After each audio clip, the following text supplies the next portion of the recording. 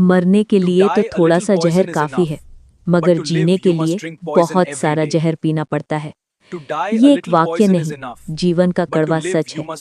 गीता में कृष्ण अर्जुन को यही समझाते हैं कि युद्ध से भागना आसान है, मृत्यु सरल है, लेकिन धर्म के लिए, सत्य के लिए, कर्तव्य के लिए जीना बहुत कठिन है। जीना मतलब रोज नए नए जहर पीना है, अपमान का जहर, धोखे का जहर, अकेलेपन का जहर, हार का जहर, और फिर भी मुस्कुराकर खड़ा रहना।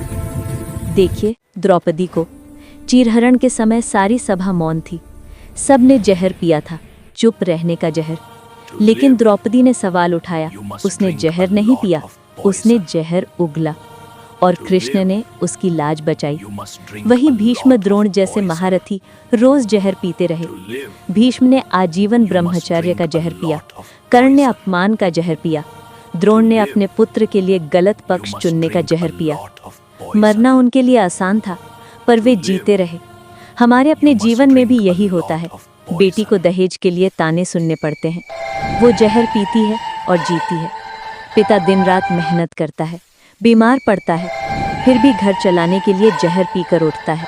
नौजवान पहली नौकरी में धोखा खाता है, बॉस डांटता है, सहकर्मी पीठ पीछे बुराई करते हैं, वो जहर पीता है और अगले दिन फिर ऑफिस जाता है।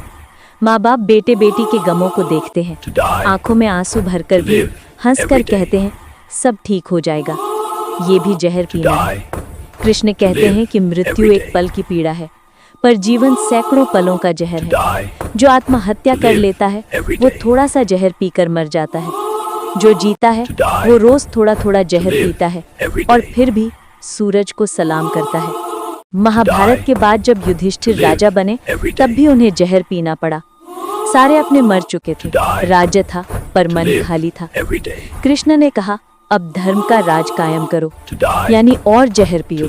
अपनों की याद का जहर, गद्दी की जिम्मेदारी का जहर, प्रजा की उम्मीदों का जहर। आज भी वही बात है। किसान फसल खराब होने का जहर पीता है, फिर भी अगले साल बीज बोता है। मजदूर ठेकेदार के हाथों लूटा जाता है, फिर भी सुबह 4 बजे उठकर साइट पर पहुंचता है। विद्यार्थी असफलता का जहर पीता है, फिर भी किताबें खोल लेता है। ये सब जीने का जहर है। कृष्ण ये नहीं कहते कि जहर पीते रहो और चुप रहो। वे कहते हैं जहर पियो, लेकिन उसे पचाओ भी, उसे ताकत बनाओ।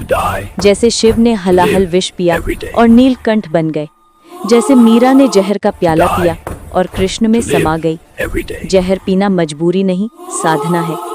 जो जहर नहीं पी सकता वो ना तो अच्छा बेटा बन सकता है, ना अच्छा पति, ना अच्छा नागरिक। जो जहर पी लेता है और फिर भी प्रेम बांटता है, वही सच्चा इंसान है। जो जहर पीता है और फिर भी अपने बच्चों को अच्छी शिक्षा देता है, वही सच्चा पिता है। जो जहर पीती है और फिर भी घर को स्वर्ग बनाती है, वही सच्ची माँ है। इसलिए कृष्ण मुस्कुराते हैं। वे जानते हैं कि जीवन जहर का घूंट है, लेकिन उसे पीकर जो मुस्कुरा देता है, वही उनका सच्चा भक्त है।